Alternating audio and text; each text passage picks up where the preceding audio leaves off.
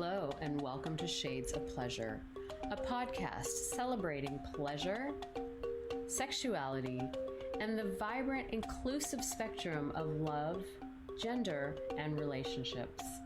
I'm your host, Mo, and with me are my co-hosts, Melissa, Wayne, and Kelly. And together we hope to dismantle tropes that no longer suit us and change the narrative towards more authentic living.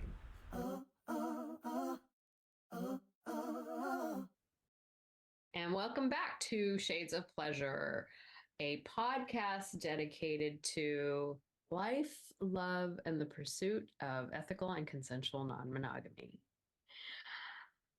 My name is Mo, and I have here with me Wayne, Melissa, and Kelly. And today we are going to continue our conversation about our most favorite topic in the world, non-monogamy. And we were trying to decide what we were going to talk about, and if just giving the terminology and the verbiage around it would be boring for people who are immersed in it, or if it would be informative for people who really don't know a lot about it. And we decided to go ahead and go with the terminology. I think Melissa's exact words were, "Who cares if it's boring?" It's important. Yes. Again, I think that we're creating a podcast that's inclusive of everyone, from beginners to experts. But also, Kelly, you mentioned this piece that article that you sent that none of us had ever heard of the name. So we're still learning too. There's so many terms constantly made up. It's always something to learn. Yeah. Right before we got on this call, I sent them something I forget which publication put it out, but it's called Polyamorous, and was talking about how in a monopoly relationship, someone's just tolerating it, but maybe they don't know what monopoly is, which is why we're doing it. I actually read about that the other day, and I read the whole description that Dan Savage had kind of written about it. So I actually saw it. Yes. And I was like, ooh, yeah, that's a thing. That is actually, anyway, we'll get to it. Yes. It's an important thing. And I have a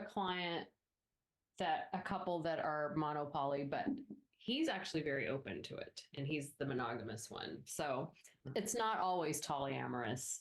But I love Dan Savage, because Dan Savage always comes up with the cool terms that seem to like make it into our urban dictionaries of non-monogamy.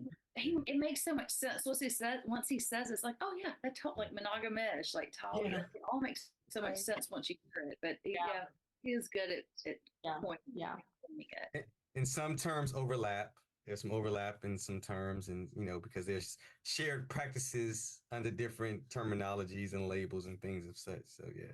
Oh, I like what's happening of giving like these little not disclaimers, but context before we get into all of them, kind of like the background, considerations of labels, right? Yeah. Because yes, we are sharing terms and labels. And also, it's just a guide, y'all. It is just a guide. Don't get so caught up and fixated and obsessed about the labels. But also, we see how helpful it can be. Because like you said, when we hear something like, oh my God, that makes so much sense. It just helps. It just helps our brain to do this thing.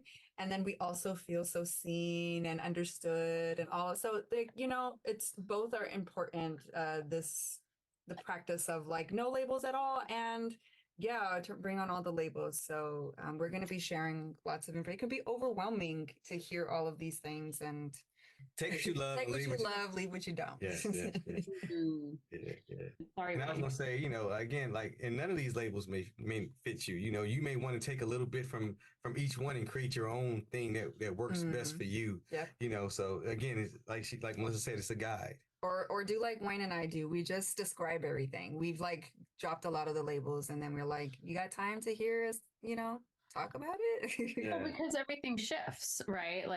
We're people. So we're always changing. Our relationships are evolving. So, we might be polyamorous one week, and the next week we're monopoly. And then the next month we're in the lifestyle. Everything's always kind of fluid. To that point, Yes, I always feel like labels can be so constricting, right? And once you say you're that thing, now you're stuck in that box and you're that thing. So yes, to your point, Mo, I agree. Yeah. Well, fluidity is good. Fluidity should be, we should be Yeah. I just tell people I'm fluid. I love it. Sexually, Everything relationally, all over. Just Yeah. well, so racially. yeah, I think so I'm gonna start let's using it. go ahead and hop into some of that. I think we've like yeah. so was saying, we sort of front loaded a little bit, like these things are here. So let's talk about what they actually are. Yeah. So List. yeah, I've got the list. I've got a list here. I actually have used this list in one of my trainings before. But the first word on the list is polyamory, which is Wait. Sorry to cut you off. Can we start off with non-monogamy? I think it's helpful. I think it's Oh yeah, and I don't even have non-monogamy on the list. So start us off with non-monogamy. Okay, awesome. Yeah, I love to start off with non-monogamy, shades of non-monogamy, plug, shameless plug. Hello, on Instagram, and I use that because it's the umbrella term for all of the different styles of relating that are non-monogamous, and it's not a very sexy word. I don't generally like it, and also because there's that like negative for that non-monogamy, so it doesn't necessarily say what it is, but that's fine. But it is an umbrella term for all the different styles of relating, non-monogamous relating that we are about to go into. And it often is interchangeably used with polyamory and all the other types of relating, which is fine, I think. And depending on kind of how you use it, but also it doesn't always give all of the information. So, but it is the general umbrella term, non-monogamy. Yeah. And I have a personal issue with the word non-monogamy, even though I use it all the time, because it still centers monogamy as a word. Yes. So I just want to throw that out there for our listeners that it still kind of centers the word monogamy, like you say, it's the non. Yeah, and if then we get into the whole conversation of othering, and everything is kind of centered around that. And I think that is a very important place to go, but I don't know that that's what today is about. Let's we can have a whole episode on that. Put that on the list of the things we're going to talk about at the othering of all of this. But even that, maybe we put that on what we talk about. Like, let's define othering. Yeah, for sure. So non-monogamy is everything outside of monogamy. Mm-hmm. Would you say that? That's accurate. Okay. I like that. All right. So the next word on the list is polyamory, which you mentioned, Melissa, which a lot of people use interchangeably. Like people will come into our practice and they're like, we're polyamorous. And then we sit down with them and they're actually practicing some form of open relationship or non-monogamy, but it's not technically polyamory. So let's define what polyamory is for people. Yes. Who wants to do that? Who wants to jump in? Do you want me to go again? Yes. Call you out. Wait, we're going to let you take this one. No, that's Melissa got it. Oh my goodness. Okay, polyamory. A lot of people start off with like the technical definition of breaking down the word of poly mean many and amory means love. So to love many or loving many. And I'm just going to read the notes here that Mo provided for us so beautifully. It's an opportunity to be in multiple, many loving relationships with more than one person. And I might say, I love that you put here the word opportunity, because when I talk about polyamory, I usually say it's it can be like the capacity or the, the practice of, or the interest of. It doesn't always necessarily mean that we do have partners. It just means that we can, and so the focus is on usually connection or love, and it can be non-sexual or non-romantic, and doesn't always include partners, partners or metamors. That's another term that we can talk about later, or your partner's partner. Nor does it mean that we will like them or it will be easy. That speaks to the metamors, so the partners. And the definitions and boundaries may vary. And then So again, kind of highlighting that it's usually centered around romantic partnerships or emotional connections. And then there's so many different styles of polyamory Yes. terms for that. Kitchen table poly. Yeah. That's kind of the basics we've of it. got some of those down. If you want to scroll down. Oh no, I don't. The snapshot. Cut off. And so we can talk about those. So like, you know, like explain like what, for instance, like what is kitchen table poly? Going to do that too.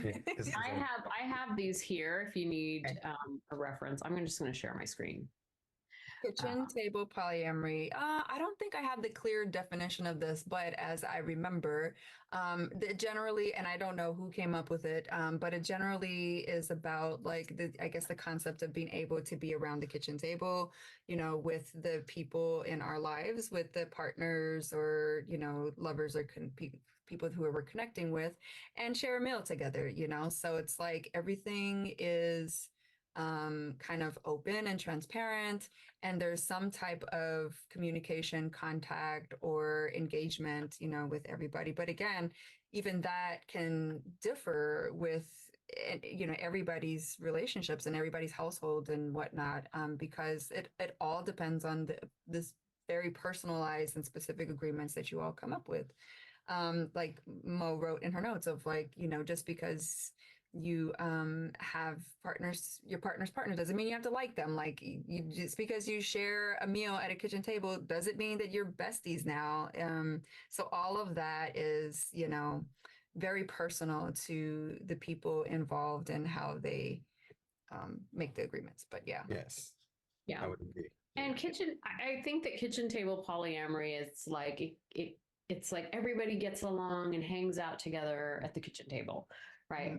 And I often tell people that this is like an ideal, right? Because so many people want this idea because it's so like centers community, right? And support and acceptance, and it's something to strive for, but isn't always easy nor always achievable, and that's okay too. Mm-hmm. Yeah, and I think people automatically jump to that means it's sexual for every person at the table, and that's often really, really not the case. You know, there can be a lot of people at the table because it's. I like what you highlighted: big, happy family polycule, and the polycule is just that you happen to be involved with someone who is involved with someone else that you know. It doesn't mean it's not this big like fuck fest. That's not what it's about. It's not like every night's orgy. It's literally about different connections that different people have. Mm-hmm. Exactly, because you can have an emotional connection with somebody and it be non-sexual, and you still it's still a relationship with somebody, you know. Because you know, if you were monogamous, you wouldn't be able to have an emotional relationship with somebody because that would be considered cheating. You're right. Or threatening. Yeah. Threatening, right? These things threaten this bond that we're taught we have to have, that is socially constructed, that you have one bond with one person and that takes precedence over everything else, and to seek any sort of support outside of that or get your needs met in any way outside of that is threatening and bad. And so at the kitchen table, it's like, no, we get different needs met by different people, and we try not to be threatened by that. And we talk about it, and we're communication. And what I like too is that again, it's the opportunity to, right? It's the capacity to, because it doesn't mean that we always have to do this now. Like all of our engagements, interactions need to be all together every time, kind of like, you know, we'll talk about it later, but in swinging, it doesn't necessarily have to be like that, but the opportunity is there and it's available for everybody. And we're all. Yeah. And this is where interdependence comes in, right? You know, and this is what I learned at the Relational Center. Like we especially I think as women, there are just different things in our society right now that really tell us that being independent is key. Independence means strength. Independent, like there's just so much emphasis on being independent. We're really, as humans, we're meant to be interdependent. We're meant to look for support within other people, within our community, within our intimate relationships. And intimate doesn't have to be sexual. Like we're interdependent upon each other to like make it through. And especially with the way the world is right now, specifically with the all sorts of things, political and otherwise, we really have to lean on each other and get all of our needs met. And so this idea of interdependence, I think, falls under kitchen table. Yes. I'll kind of leave it at that. I love that you brought that up because when I think about poly in this way, I think about this support system in the community that you create around you that help you in so many different ways, right? I remember when we told our kids, about it, we just asked them a question, I think I remember my 16-year-old was like, "Oh wow, I get to have more people to ask for things from. I get to have, I get, That's it's true, funny. right? It's true because at the end of the day, like you get hey, somebody can maybe they enjoy cooking or someone, has time to go pick up the kids and this and that. And you have this whole support system and not have to stress and try to figure it out all the time because you have so many people that are within your polycule community, whatever you want to call it, and who can be so helpful, And so I love that you said that, Kelly. Yeah. Yeah. And that's a good topic for future is having kids. What's it like being, non-monogamous and having kids going on the list? Yeah. Right. Yeah. So you kind of talked about, well, we talked about kitchen table. You kind of talked about metamor, but do you want to expand on that, Melissa or Wayne or someone? No, Melissa.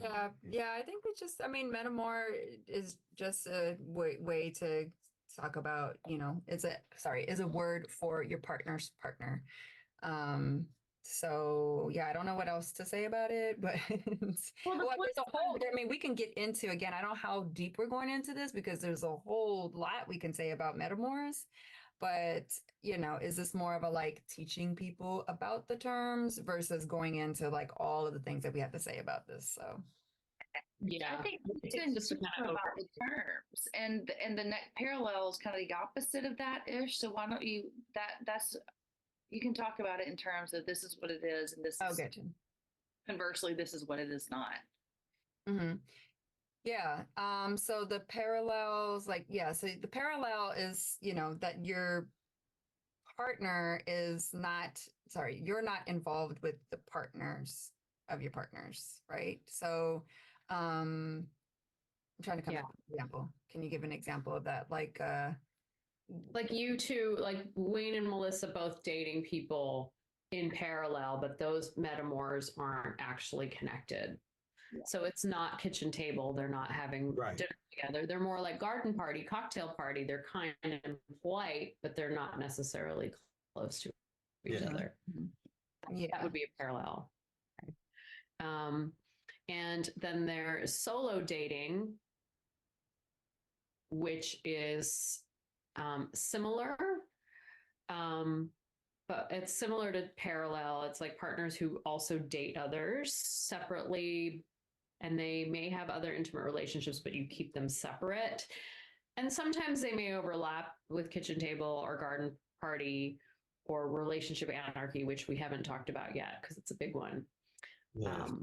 But yeah, and I think, and then, well, before we go into solo poly, I think with all of these different like kitchen table polyamory, solo dating, things like that, I mean, I think really what the differences you'll see are in how the people are relating, like, either how much in communication, contact, or engagement they are with the people, and then like how many people involved too sometimes that can also be a signifier of the term that we're using. And so, just kind of wanted to give that basic general information that's how these different terms kind of differ.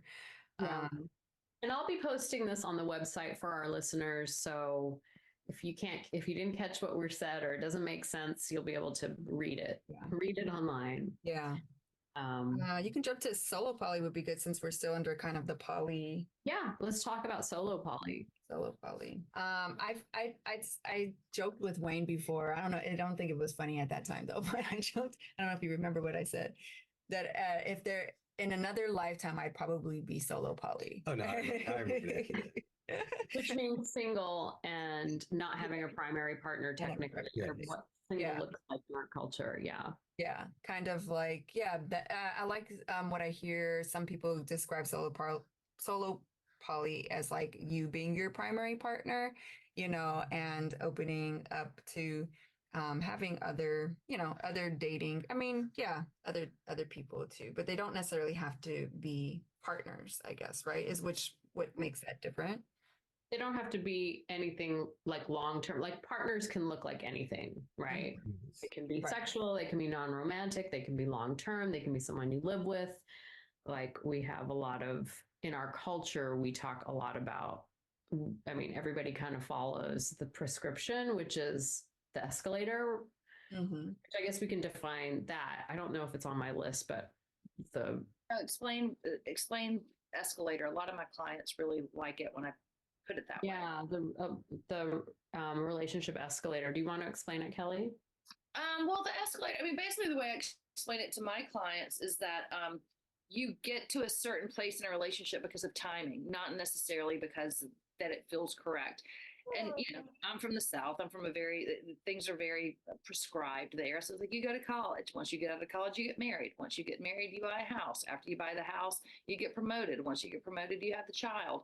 And you know, and I know that looks different out in the world that we live in. As far as people don't necessarily subscribe to all of those milestones, but there's still this idea that there's certain milestones you hit because of timing.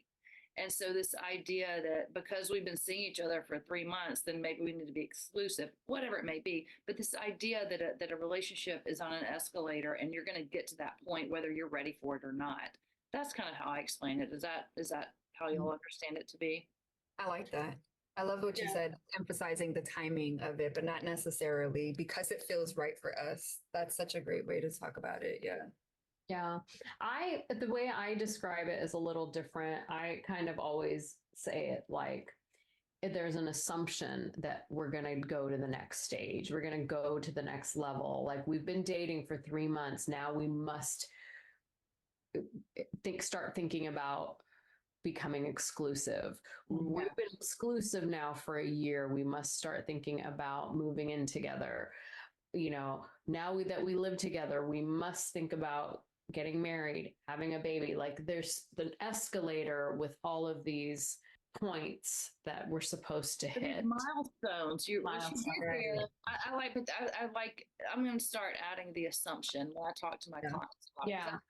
Milestones, but this assumption that once you get there, it has to happen or there's a problem. Right. And it's, or that the relationship isn't valid if you don't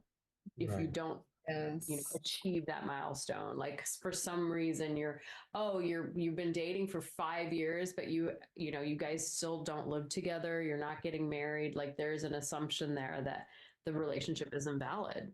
Right.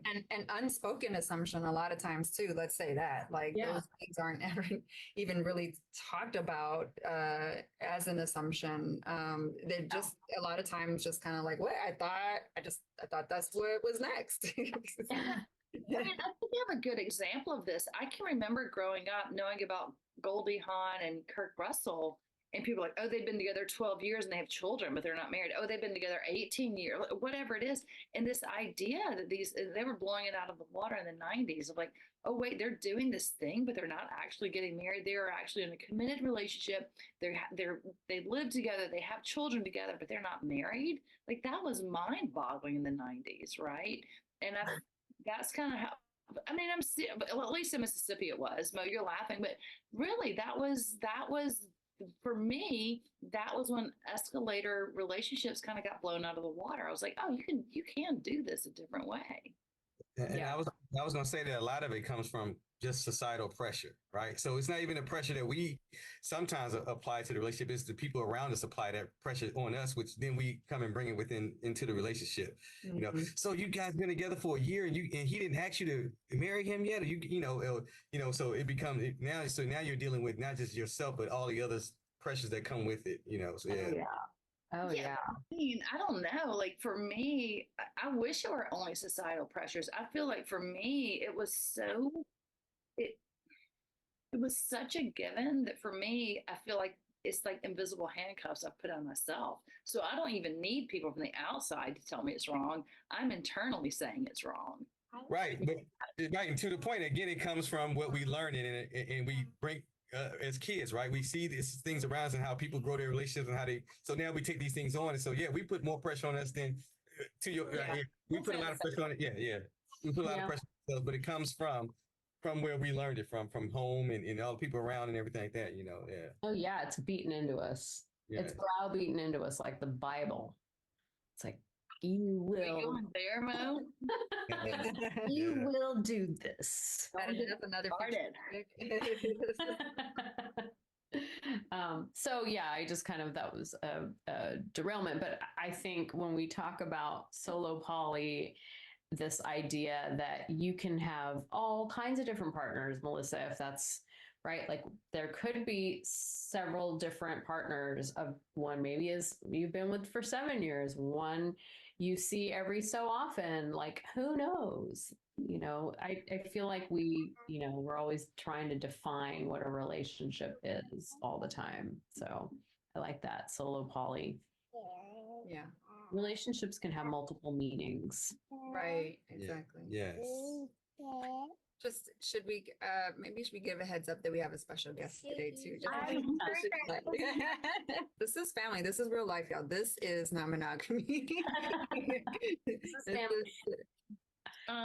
But I think relationship anarchy, I know, is a big one, but I think it's a good one to go into next off of like solo polyamory, because we were talking about relationship escalator, and there's not just an assumption on like the relationship dynamic or the types, right, that happen in our relationships as explained by the relationship escalator, but also like what all is involved, like what are all the agreements and like what are the parts of our relationship I think are also assumed, right? For example, like this assumption that married people should live together, it's like, yeah, do we have to? Like, why? Or like you mentioned, Mo, of having kids together, or just a bunch of different things. And so that's why I like to talk about relationship anarchy, is because, not just the relationship type or dynamic, but also all of the other intricate elements and parts of the relationship get to be negotiated, talked about, and agreed on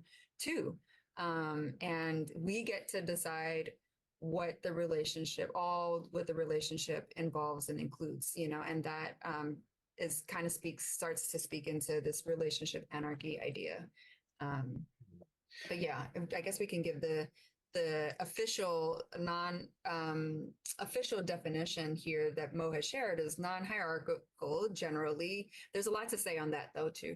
Anarchist principles to intimate relationships valuing autonomy, anti-normativity, anti-hierarchical practices, and community interdependence. And I might add too that relationship anarchy isn't exclusive to non-monogamy. You can be monogamous and still practice relationship anarchy, because it's not about being non-monogamous. It's about being able to choose your relationship dynamic. That's really what it centers around. I was going to say about relationship anarchy that it's kind of an ideal, right? This idea that there's no hierarchy, right? This idea that, because there is hierarchy, if you've got multiple partners, even though maybe all three of you live separately and you treat everyone has the same amount of time and they're, allotted equally, the person that you've been with longer still has this like unspoken hierarchy, right? Because they're older, right? It's a more senior relationship. So I think that the concept is, again, it's one of those things that it's an ideal more than it is something that's realistic. I think it's something to strive for this like equality and lack of hierarchy, like more of like a collective than a corporation. But I think also, there's natural hierarchies that are kind of unavoidable sometimes. I agree with that. I second that. I think it is an ideal, and it takes such a evolved person to truly be able to, to be in that state of being, to be able to be there and not have like everyone is, so yes, I agree with you. I have to say on that, but I'd like Kelly to finish the point that you were starting to make, because I don't want you to lose it. Well, I don't know if this was it or not at this point, but what I'm feeling and thinking right now is that this is a point where people could definitely take advantage of what it means to be non-monogamous, right? To say, oh, we get to love and do and be free and all the free love, all the things, and they'll claim relationship anarchy. But it's not about just being able to cheat on your partner. It's not about just like being able to go and have sex with other people. That's not what we're talking about here. But I feel like with a relationship anarchy, it can be really easy for people to sort of like catch on, like glom onto that. That's what I'm thinking now. Is that what was that where I was going before, Melissa? I don't even remember. I don't know because we didn't even get to hear any words from your mouth. But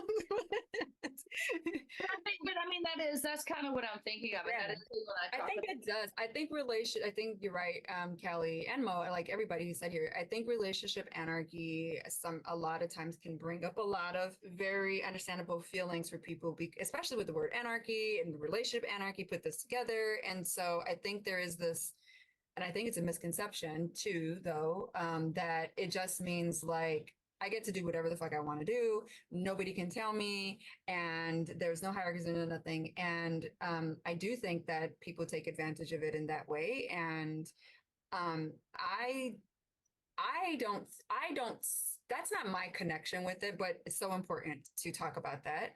But I'd like to share like my connection with relationship anarchy. I think I do consider myself more and more as a relationship anarchist, or at least, wanting to aspiring to, because for me, I think what it means is that part that I highlighted earlier of just being able to have the autonomy, but not autonomy meaning I get to do whatever I want to do and not talk about it. There goes Mo again. She's not talk about it with anybody, you know what I mean? And just make like these like arbitrary, executive decisions for everybody and whatnot. That's not what it is. That's what a lot of people end up doing, but that's not really what it is. And in terms of hierarchy, I think that, like you said, Mo, there is just going to be this natural hierarchy amongst people who have been together longer, or, depending on what they all, what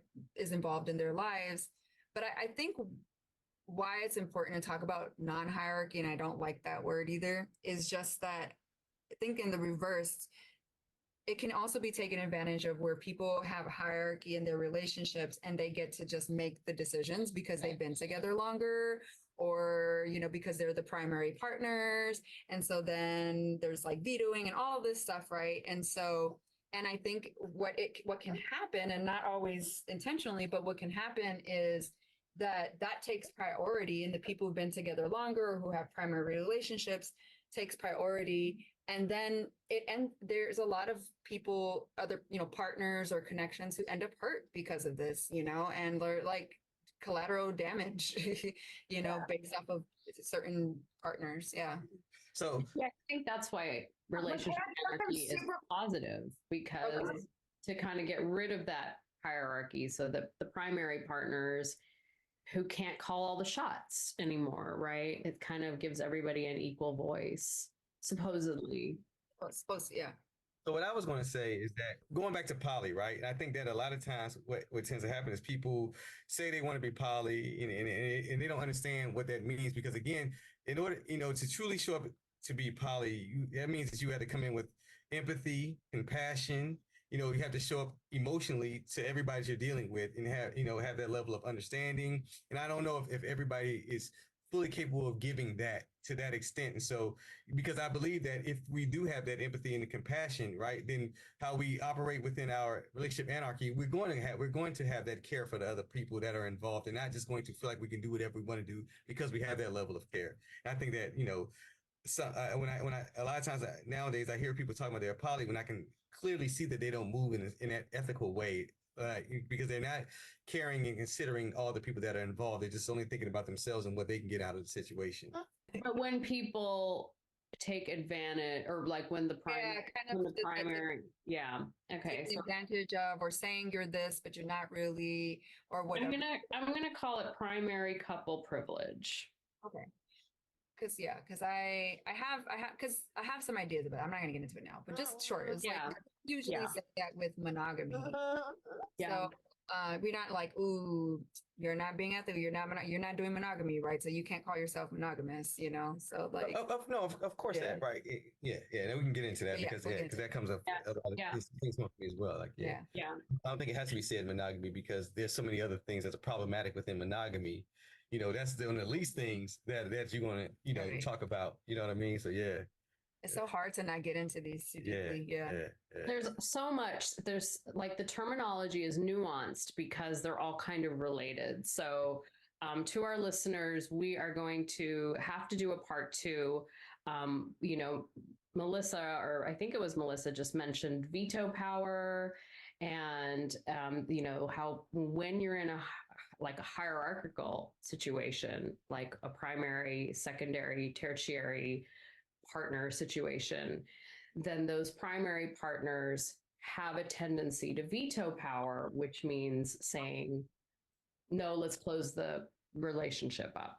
This isn't working. I'm not comfortable. Let's close it up. And that happens a lot. And what Melissa's talking about is the collateral damage are the other partners that aren't the primary partners per se, and they don't really have a say in whether or not the relationships, they get to continue the relationship or not. And so we'll get more into that in our next episode. So stay tuned. Yes, because we still got to cover all the different types of poly there is. There's polyandry. Anyway, so yes. Oh, yes. that's polygamy under Yeah, polygamy. polygamy. We yeah. didn't even get to polygamy, and we didn't get to swingers, swinging, monogamish. Yeah, we didn't get to any of those. So yes, we have to have another. Yes, yes. For sure. So yeah, so we'll be back in a couple weeks with more terminology. And thank you for listening to Shades of Pleasure.